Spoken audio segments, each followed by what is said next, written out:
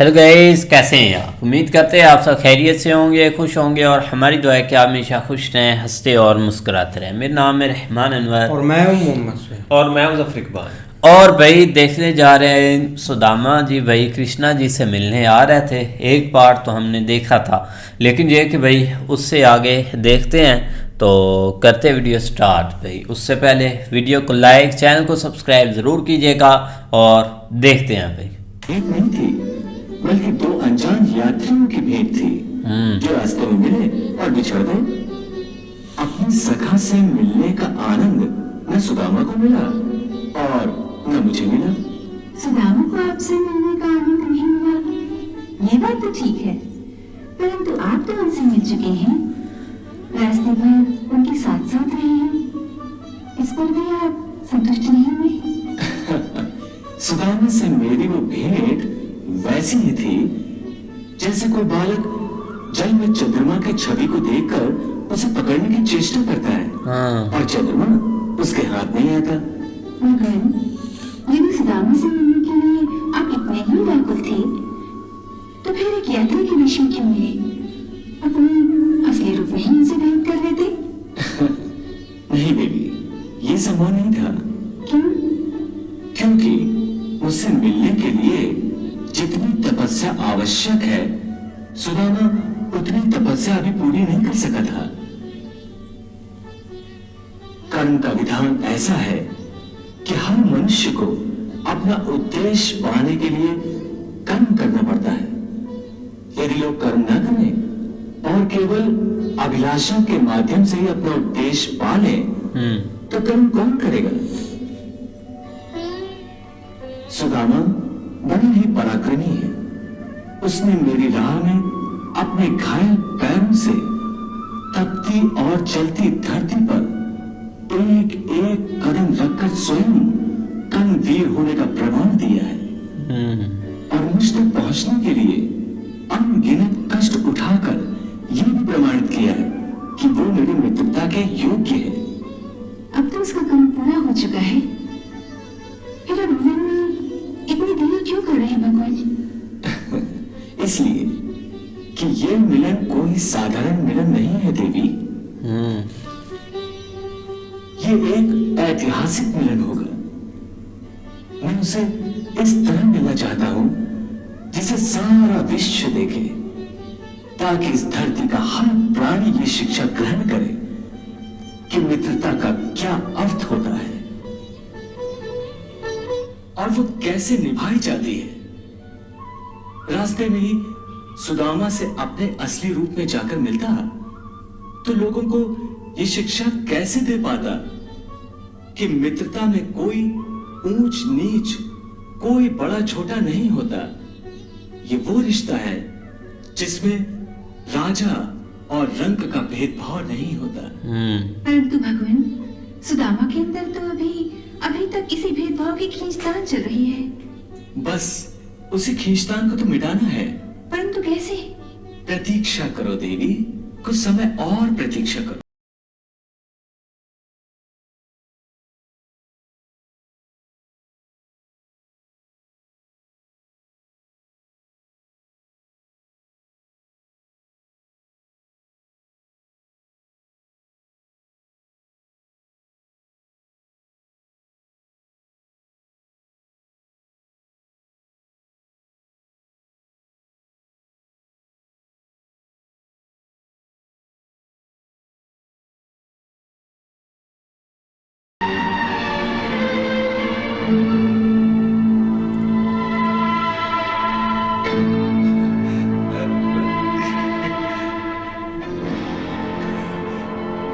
सुनो सैनिक,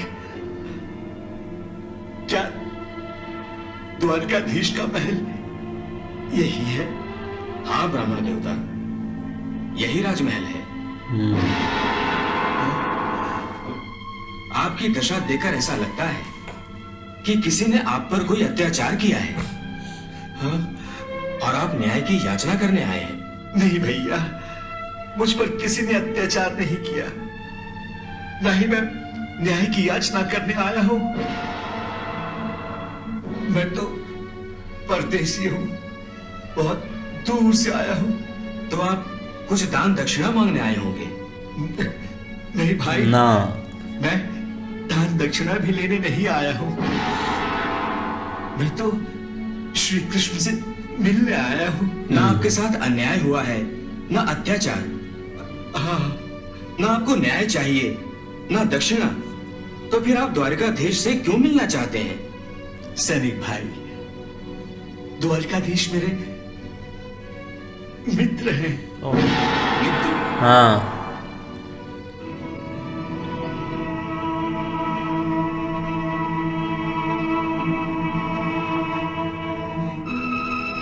हाँ, कोई साधारण मित्र नहीं, मेरे बाल सखा है, मेरे परम मित्र हैं।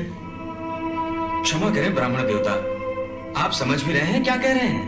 हाँ सैनिक भाई, मैं सच कह रहा हूं। श्री कृष्ण मेरे मित्र हैं। हाँ ये भला कैसे संभव हो सकता है? आप एक ब्राह्मण की बात का विश्वास भी नहीं कर रहे। क्या द्वारका नगरी में ब्राह्मणों का इसी तरह अपमान किया जाता है? क्षमा करें मान्यवर, हम आपका अपमान नहीं कर रहे हैं। अपमान नहीं तो क्या सम्मान कर रहे हैं आप? आप समझते क्यों नहीं ब्राह्मण देवता?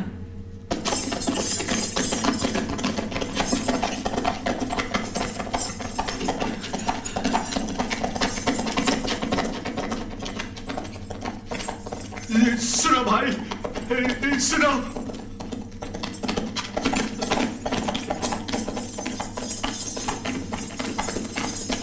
सुनो, रुको सारथी। हाँ हाँ हाँ। ये क्या हो रहा है द्वारपाल? कौन है ये सज्जन? जोहार अक्रूर जी, ये कोई ब्राह्मण महाशय है जो अपने आप को द्वारकाधीश का मित्र बताते हैं और उनसे मिलने की हट कर रहे हैं।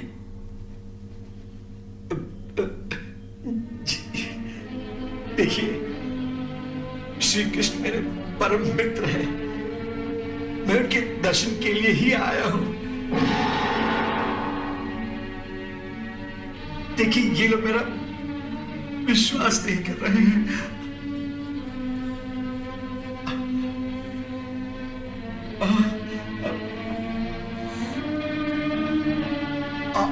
आप मेरा विश्वास कीजिए, मैं सच कह रहा हूं। क्या नाम है आपका? सुदामा। द्वारपाल, तुम द्वारकाधीश तक इनका संदेशा ले जाओ। हाँ यदि वो बुलाए तो सैनिकों के साथ सम्मान पूर्वक भीतर छोड़ा लाएंगे। जो आज्ञा। धन्यवाद आपका। चलो सारथी।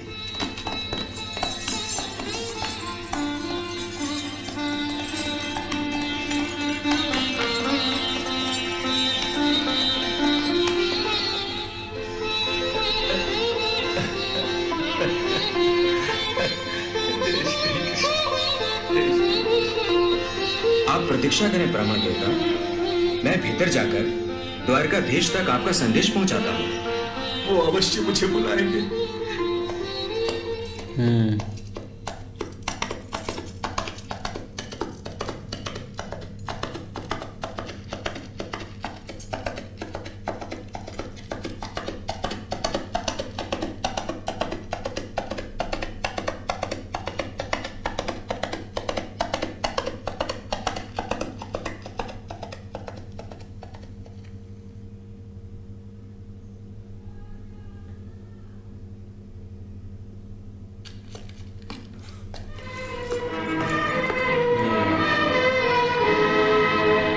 यहीं पर ठहरिए ब्राह्मण देवता, वो संदेशा लेकर आते ही होंगे।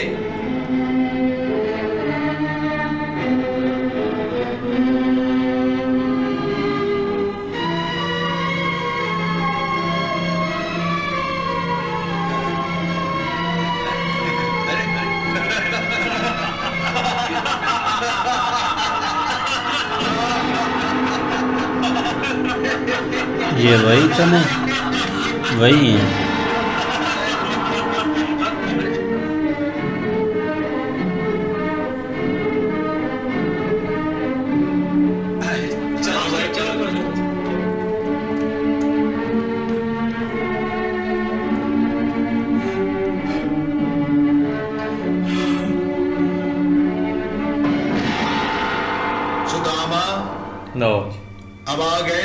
संकट में। इसीलिए मैंने तुम्हें पहले ही समझा दिया था कि लौट चलो।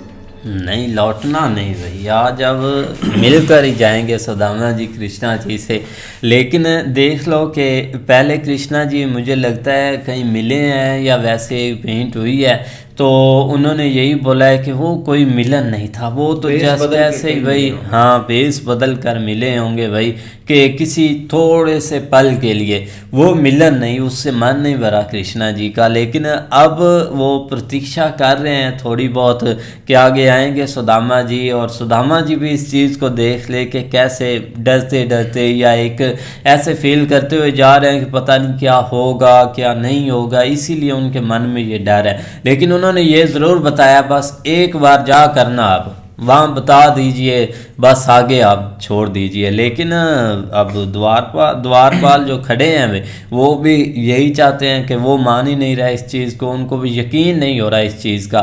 लेकिन अब गए हैं तो कृष्णा जी को बताएंगे तो आगे आगे भाई काफ़ी इंटरेस्टिंग होगा आगे पार्ट देखने वाला भाई, जब वो हट कर नहीं। फिर भी एक जो आगे खड़े हुए थे ना द्वारपालो या एक गुरु जी आए हैं, वो एक मतलब के अच्छे एक बंदे थे, उन्होंने एक अच्छी हेल्प की है कि आप कम से कम एक जो पैगाम है ना वो एक कृष्णा जी तक पहुंचाएं। अगर बुलाते हैं तो ठीक है, हम ले जाएंगे एक पूरे सामान के साथ है।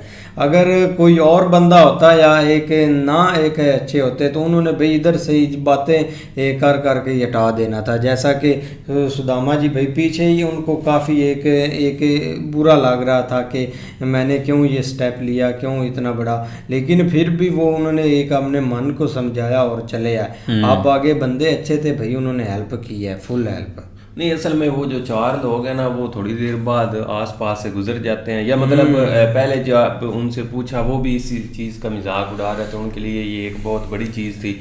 लेकिन दूसरी तरफ देखा जाए तो भाई अब तक काफ़ी उनकी हेल्प तो खैर नहीं कि वो इस जो है ना वो पॉइंट पे पहुंच चुके हैं कि द्वारपाल जो है ना वो अब अंदर गए हैं श्री कृष्ण जी से पूछ रहे। उम्मीद है कि उधर से कोई एक अच्छा पैगाम आएगा, लेकिन ये कि वो लेट हो गए जिसकी वजह से आप उनको थोड़ी परेशानी हो रही है। वो फिर प्रकट हो गए उनको कि हम कहते थे कि आप ना जाएं, उनका अपना एक ज़मीर कह लें या जो भी है, हाँ, वो काफ़ी रोक रहे हैं उनको इस चीज़। लेकिन ये कि वो अभी तक तो यही लग रहा है कि वो इस तरह पीछे नहीं हटेंगे जब तक वो मिलेंगे नहीं। आगे वाले आगे देखेंगे भाई। अब नहीं, आप देखो ना कि कृष्णा जी ने भी काफ़ी एक अच्छी मिसाल बनाई है कि एक दुनिया को दिखाएंगे कि एक जो एक फ्रेंड में होती है ना हर चीज़, दोस्ती में चीज़ें होती है, वो एक ऊंच नीच नहीं होती कोई, मतलब कि ऐसे जो लोगों ने अभी तो भाई काफ़ी एक लोगों ने ये चीज़ें बना दी हैं, इसमें कोई शक नहीं है, और ये चीज़ें होती भी है। अगर कुछ एक मित्र एक ऊंचाइयों पर चला जाए, एक तरक्की कर जाए, या उसके पास महल वगैरह हर चीज़ पैसा हो,